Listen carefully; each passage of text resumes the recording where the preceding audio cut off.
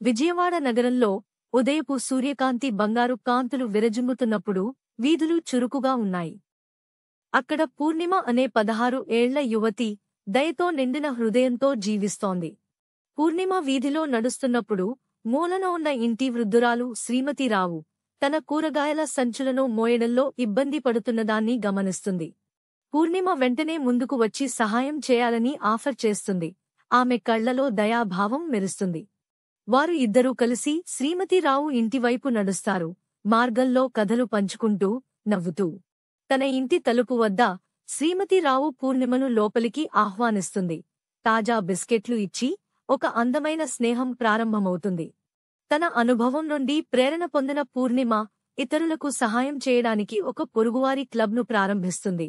ఒక సాధారణ దయాచర్య మంచి సంకల్పాన్ని ప్రేరేపించగలదని నిరూపిస్తుంది.